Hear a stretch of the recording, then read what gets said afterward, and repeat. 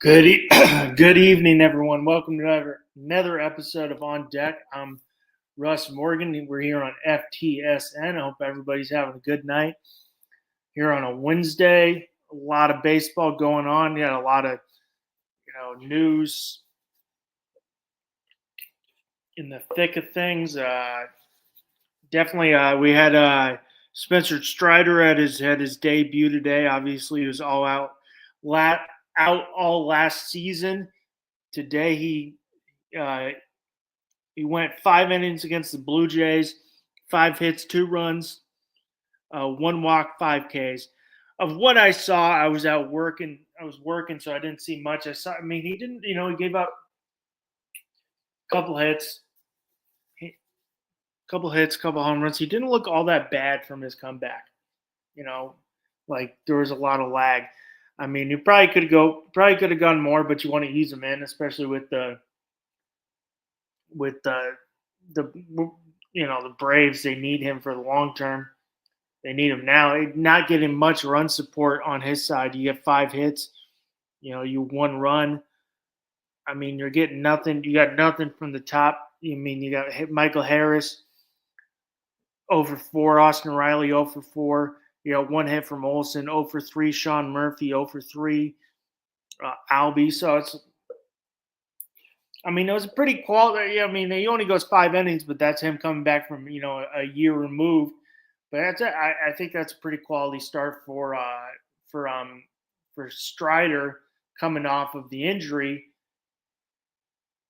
I think even though with the Braves right now are 5-13, that's some upside because the pitching hasn't been all that great. Still waiting for Acuna to come back. Will definitely be needed in that outfield. But I mean, on the Brave side, that kind of in my opinion, lengthens the rotation where you're not relying so much on Grant Holmes or Bryce Elder. You got reigning Cy Young, Chris Sale, Spencer Strider, Schwellenbach. Spencer Schwellenbach has looked good in starts. That's nice. Strider comes back I think that's. It's not considered a quality start, but I think that was a pretty quality start, in my opinion, for a guy coming off a year removed. I think that's pretty quality start. We finally got some Vladimir Guerrero news. Finally got a Vladimir Guerrero home run. He was on a low power outage for a while. Did take him yard pretty easy.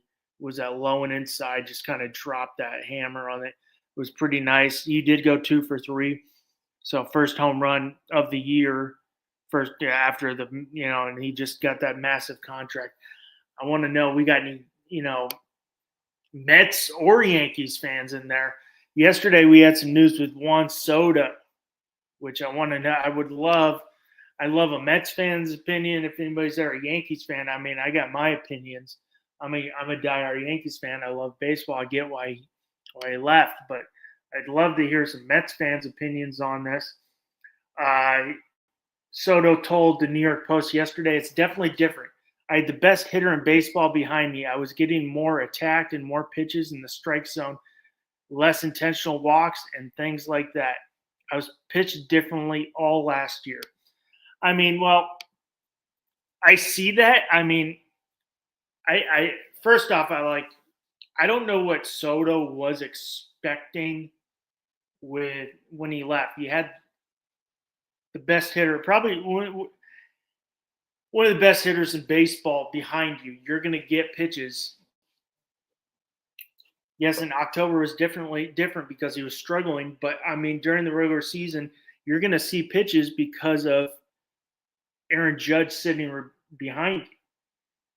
So it's there's that. You left the Yankees. You can't. I'm sorry. It's not because, in my opinion, it's you left the Yankees because you got the biggest contract, and it wasn't like the Yankees didn't offer Juan Soto a lot of money. They offered him $760 million. He ended up getting $5 more million from the from the Mets. So, I mean, it's not like he left because he got more money and he got more stuff guaranteed. But, I mean, you leave the best hitter in baseball, you're obviously going to have a little, see different pitches. But on the Mets side, I mean, you don't have Judge behind you this year, but Pete Alonso's tearing it up. 365 batting average, 5 home runs, 21 RBIs. I mean, so it's not like he's batting better. He's right up there with Judge this year. So it's not like he's got some guy like when he was in San Diego or with Washington. He's still got a very good power hitter sitting behind him there that people don't want to face as much. Now they don't want to face Judge as much more, but it's definitely, you're not dropping off that much with especially with the numbers we're seeing from Alonso this year. He's having a very good year and a very good, prove it year, because he's basically in a 1-year deal. So it's not like that much of a big drop off offensively. I think it's obviously Pete Alonso's not Aaron Judge. Aaron Judge responded and said, "I'm really not going back and forth with this." Judge told SNY. He got probably one of the best hitters in the game behind him right now with Pete Alonso. Like I just said, it's been fun to watch. He's hitting close to 400. He's driving the ball all over the field, driving in guys. So neither grew up Mets. Neither. I mean, I don't think it's that much. Pete Alonso's having a great start of the year. So is it that much of a drop off? Going in, we want to talk some surprise teams. Yesterday we had Jackie Robinson Day, so that's always a great day for baseball. Honoring the first African American player to break the. I'm forgetting the words. Break the the barrier in baseball. So, I mean, it's obviously a great day for all MLB players. Yesterday with Jackie Robinson Day, for what he did for baseball was great. But, I mean, first off, I want to go off what's going on with the Dodgers. After winning 8 in a row, they lost 6 out of 9 games and lost 3 straight series. Lost 2 out of 3 to the Phillies. Sunday night was, you had your quote unquote ace. One of your dudes, Tyler Glasnow, gives up 5 earned runs. You lose 6-2 and 8-2 to the Nationals. On the National side, I mean, I think talking a little bit about the Nationals, I think they might be a little surprise team this year. I think they got a lot, and then I want to pivot a little as we're talking to Nationals. I think they got a lot of nice young players. Dylan Cruz is going to be really good. Golden Spikes guy in college, won the College World Series, SEC Player of the Year, is going to be a really good player.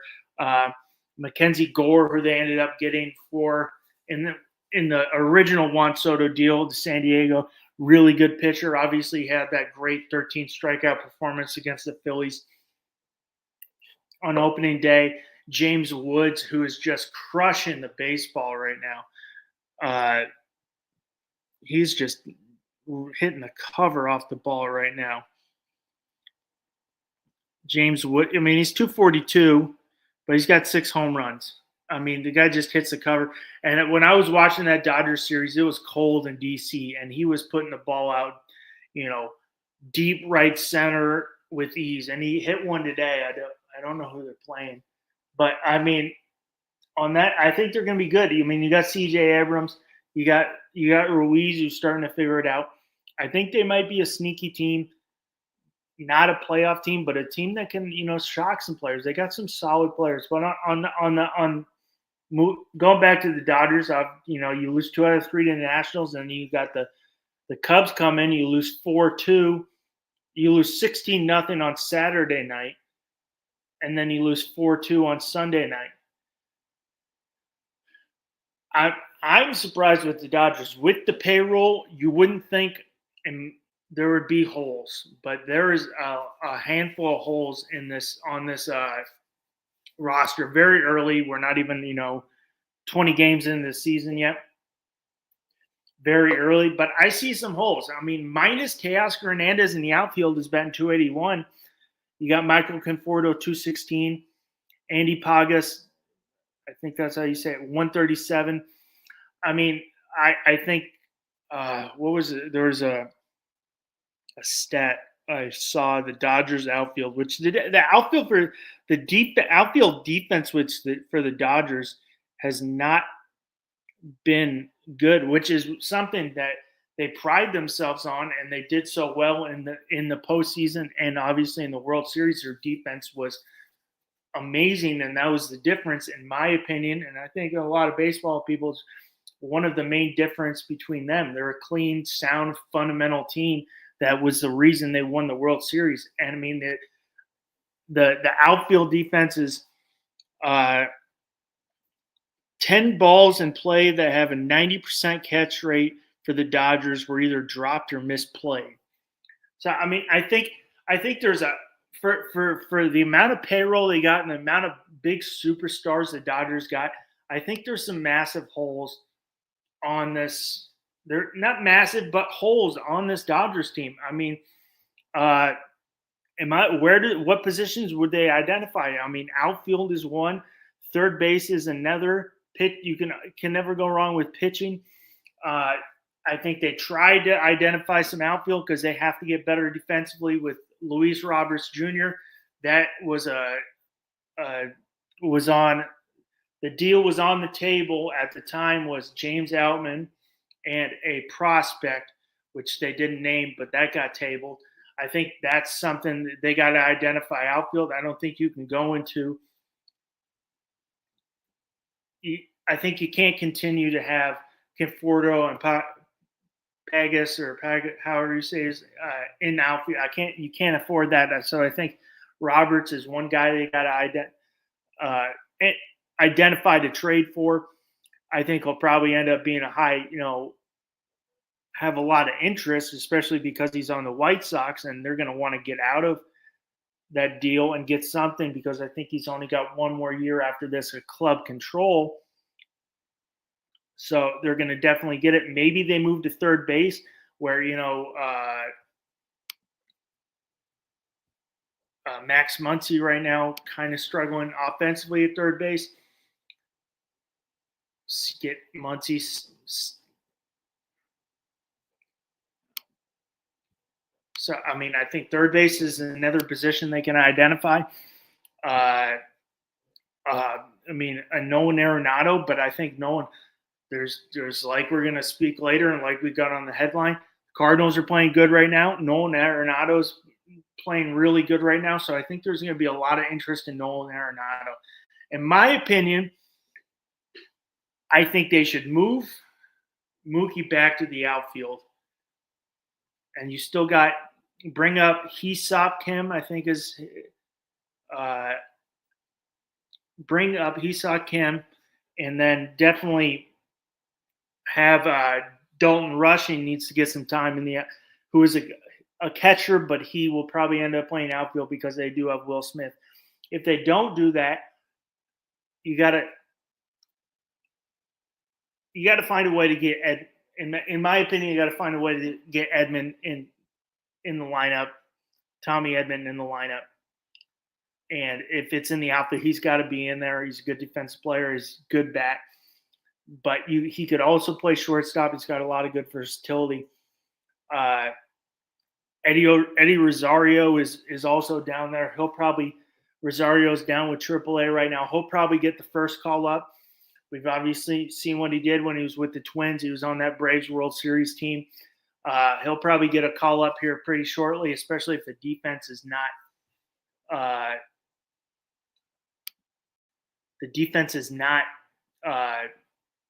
getting it done. I mean, I think third base definitely one. Outfield is, I would say, in my opinion, not being a Dodgers fan, but as a baseball fan. Hey, John, how's it going, man? As a as a baseball, I think outfield is the first position you identify, and then you go into second. So, I mean, going to third, excuse me. I mean, Muncie batting 167 right now. His fielding percentage is not good either.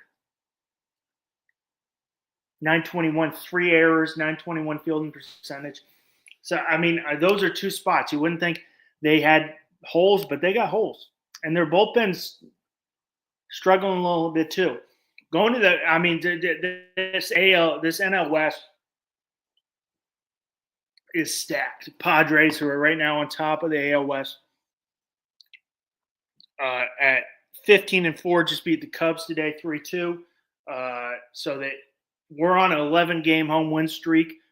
But this team's clicking on all cylinders. Fernando Tatis is back in full force. Guy batting 361, 6 home runs, 12 RBIs, 429 on base.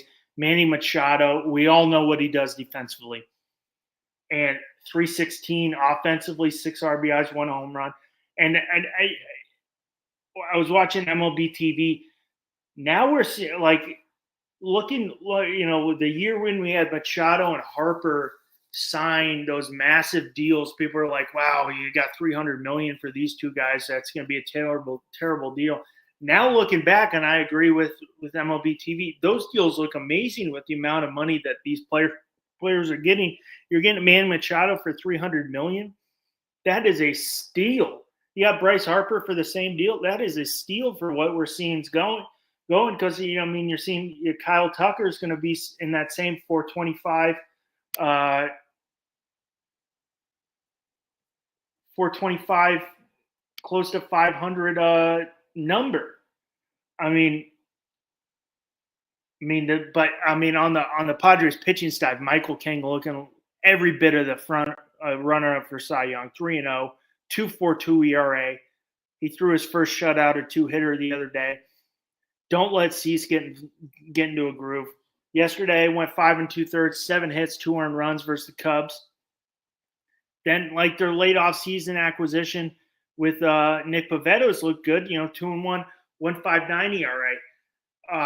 Sticking with that NL West team, the Giants are looking really good. Looking like they could be the real deal. Took 2 out of 3 from the Yankees. Willie Adames, who was their big pickup, definitely wasn't hitting, but yesterday goes 2 for 5 with the home run and an RBI versus the Phillies. If he gets going, he makes that. We all know what he does defensively as shortstop, makes that lineup stronger if he keeps going. You got Jung Ho Lee, who's just showing why he came over and had a solid first half of before he got hurt, a solid first season in the MLB, and then got hurt, but he's batting 322. The starters 7-2 on the year. They're doing this with no real massive superstar. You got 311 from Michael Yastrzemski, 254 from Flores. The staff's getting solid solid contribution from Logan Webb, 2.63 ERA, two wins. Former Cy Young Robbie Ray, 3-0. Only worrisome thing would be Justin Verlander and Hicks above 5.5 ERA. Jordan Hicks above 5.5 ERA. I think Jordan Hicks right now is in the 9s. So, that'd be only worrisome. But they do have some guys in the system that can come up and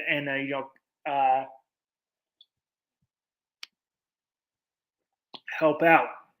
What is it?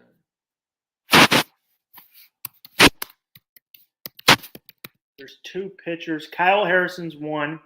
I know him. Saw him pitch at the area code games in Long Beach. Very good pitcher. Nice lefty. Had some cup of coffees. He's one. There's another pitcher. I'm trying to get his name right now. Who's another guy? Carson Weishunt. 24 left-handed pitcher too. Could be a guy, 6'3" lefty, out of East Carolina. I did test positive. He showed, Cape Cod League. I love the Cape Cod League. If you're in the Northeast and you want to see some good great prospects, go to the Cape Cod League. It is a great experience, and you'll see some of the best young and up and coming players. It's amazing. I went for 1 week. I had a great time. I was scouting at the time. I'd love to go back now. I'm not as scouting and just watch, but it's amazing when you go out to a ballpark in the middle of the Cape Cod and you see 8,000 people just packed. Where are they coming from? I have no clue, but they're there.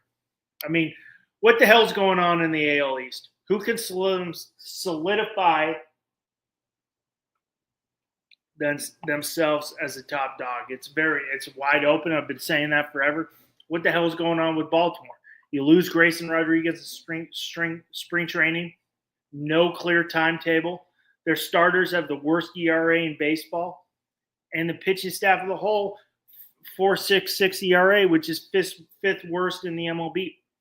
I mean, you lose Corbin Burns. You lose John Mean. I mean, you add Charlie Morton, but he's 0-4 with an 8.84 ERA. Where do they identify? I think Baltimore right now is 6-10. But so obviously, as we see right now, they'd be in seller mode. But we still got a lot of baseball. Where they identify, they got to go pitching. Pitching is killing them. You got to make some trades. Baltimore's got so many good young players on controllable contracts that they got to make some trades. But as seen, I think the pitching market is going to be very heavy market this year with a lot of teams looking for pitching. I mean, Boston right now 9-10, lost 16-1 on Monday to the Rays. Right now, team ERA 4.38. Offseason trade acquisition, Garrett Crochet looking really good. 1.38 ERA, 2-1, 28 Ks. Free agent at Walker Buehler has a high ERA, 5.23, 2-1, but he did go 5 last night, sprinting 2 runs. I mean, Tanner Houck, 9.16 ERA. You obviously got Bryson Bello and Lucas Giolito both on the IL right now, 15 days. So I mean, they need them to come back. They both key contributor. Well, Bello key contributor last year, not getting too much from Giolito, but you need both those guys back. Chapman, who's having a solid year, 1.23 ERA and 7 1/3. But besides Brady in the outfield, batting .310, sub 250. What are they going to do in the outfield? Bregman, who tore it up, had a 5 for 5 last night. He's batting .321. Will this slow start in the outfield force the Red Sox hands? Will they bring up Roman Anthony? Red Sox fans, what do you want? I think you got to bring up Roman Anthony. Guys back, 283 in the minors right now, 2 home runs, 7 RBIs. I think with this slow start, you got to bring him up. And look what they did. They brought up Christian Campbell, and Christian Campbell's, pretty solid, having a pretty good start to the season.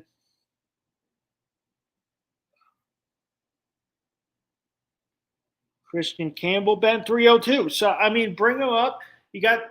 Bring him up and let him get his ABs. I think he's just too good to be sitting down there and letting him get him some work, get him some ABs. We got the Yankees right now in first place, 10-7, playing right now down 1-0. Did Aaron Judge just double? Love it. Judge batting .417. But he's on an 11-game homerless streak. But, I don't care. He's been .417. I'll take it. But, they got their issues. Pitching staff, 4.29 ERA. Marcus Stroman on the 15-day IL, not DL, IL. You're getting Clark Schmidt back tonight for some much-needed help. But, I really think they're going to have to make a move. You can't rely on that back half right now with Carlos Carrasco, Marcus Stroman, who's got a 9+, 11-something ERA. You're going to get Heel back at some point. It was a 3-month timetable at some point, but the staff needs help. Minus Max Fried, every other starter is +5 ERA. Marcus Stroman, 11.57 ERA. Max Fried looking good. had a solid night last night. He's 3-0, 1.88 ERA. Judge just on a tear. He's been 417 now, 6 home runs, 20 RBIs. His on-base percentage, I did these notes yesterday, is probably better. 494 yesterday. It's probably better now. There we go. Like it. Volpe just a 2 RBI double for Volpe. Love it. Love it. I mean, Cabrera's been holding it down. Oswaldo's been holding it down to third. He's batting 278. But can he keep that going? We've seen him in an extended role, and after a while he starts, fading. I don't know. I think they're going to have to identify third base, and obviously the one name that comes up is Nolan Arenado, but I think at the end of the day, Nolan Arenado is going to have a lot of suitors. I mean, you're getting Jason Dominguez, who had a phenomenal – he's probably not even batting 275 now. What is Dominguez? He was batting 275 before yesterday. Dominguez right now is batting – 270. They got him at 275, but 3 for 3 last night. Had a massive RBI double to put him ahead. Starting to look more comfortable in the outfield, which is great. But I mean, where do they start? Do they add pitching? Do they add at third? There's a lot of names out there, but they're playing good. Cardinals are playing much surprising baseball. Mariners are starting to pick it up. Arenado will have a lot of competition. He's hitting well right now. Maybe a Pablo Lopez because the Twins are struggling. I don't know. But, I mean, I think one team I'm really, really liking seeing right now, they're down 4-0, but I think the Reds are going to start turning it on. They ended up winning 6 out of the last 7 after losing 2 out of 3 to the Brewers. I mean, I think they're going to turn it on. 9-8 right now. I mean, you got Ellie De La Cruz, 224, so it's not good, but he's got 18 RBIs.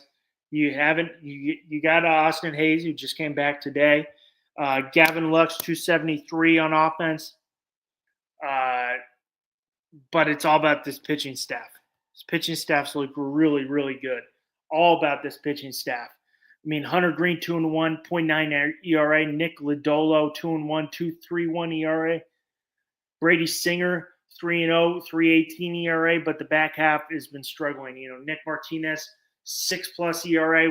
When are we going to see Rhett Lauder? Maybe when are we going to see number 2 overall Chase Burns, who has electric stuff?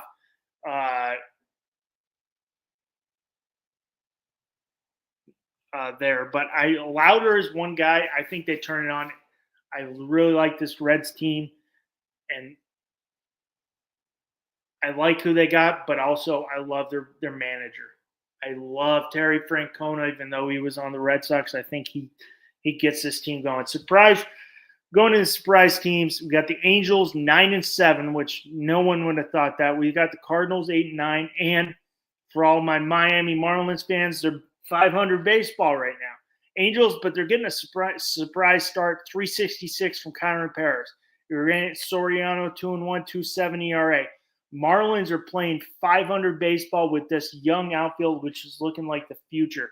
You got Griffin Conine, 320 average. You got Kyle Stowers, 291, 10 RBIs. You got Myers, 333. Matt Mervis, who just came up, he's got 39 ABs, 270, leads the team with 5 home runs, 11 RBIs. The pitching set, you got Sandy Alcantara coming back. He's got a 4.7 ERA, but he's 2-0. Trade bait, most likely. You got Max Meyer, 1-1 with 2 ERA. Very young. I think they got a couple upsides. I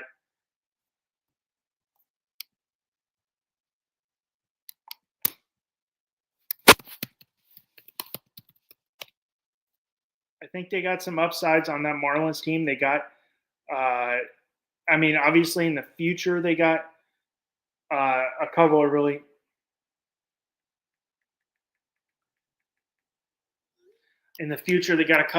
good pitching prospects. But I think, you got Connor Norby right there, who's on the way for the Marlins, you got Ramirez, was Augustin, I think is Augustin Ramirez, who's in AAA. The main guys, Thomas White, Noble, Meyer will be those guys, but we won't see them until maybe next year is what we're seeing. But Augustin Ramirez is one guy that you should keep an eye on for the Marlins. On the Cardinals side, 8-9, but when are they going to go with that youth movement? You got Arenado right now, 311.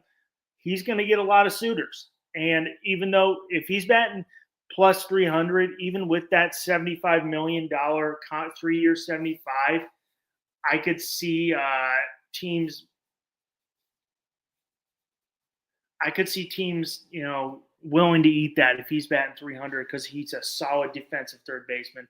I think they got a lot of pitchers you could see go. But, going on trade candidates, you have Arenado. Obviously, he's going to be the Yankees are going to be on there.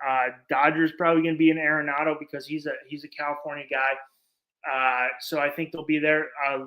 Luis Roberts will definitely be a guy to watch for a trade candidate. Obviously, we saw a lot of action at trade deadline last year that nothing came unfolded. But I think this year he will finally get shipped.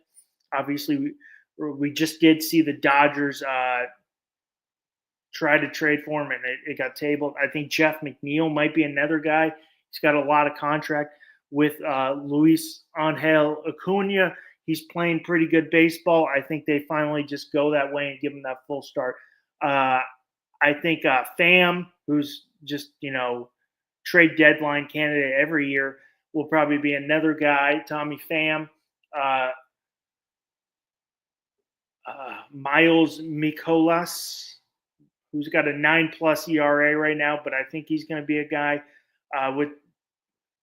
trade candidate with the Cardinals. Sonny Gray will be another trade candidate, and Eric Fetty. Sandy Alcantara will have a lot of trade interest because this guy's, Cy Young, when healthy, he's a 1-2 starter when healthy, so he's going to have a lot of interest. Martin Perez with the White Sox will probably be another guy who's having a solid start for the White Sox. Will probably be another guy to watch out in the White Sox, as we can see the White Sox are willing to mortgage to keep on going for the future. I think one guy minus Alcantara for me being a Yankees fan, because I think Alcantara is going to have 4 or 5 teams trying to trade for Alcantara, and it's going to get a big prospect haul. I'm looking at Pablo Lopez as another name, big contract, also a Miami Marlin. But I think he's another guy. On a kind of side note on that, I was looking, just going through some things, and they were going through what the lineup would be if the Marlins never traded these players, and it was nuts. The outfield was Yelich, Ozuna, and Stanton. Pitching staff, Pablo Lopez. They've traded so many great players, but I think it's been a good start of the year. I think we're going to actually see a lot of movement, a lot of early people, especially on that pitching side, because people are going to want to try to get in front of the ball, and we could see some big prospects getting shipped because people are going to want to get out in front of it. Because I think, especially for the trade market for the pitching, there's going to be a lot of competition. I think teams are going to want to move quick, in my opinion. But I want to thank everybody who tuned in tonight.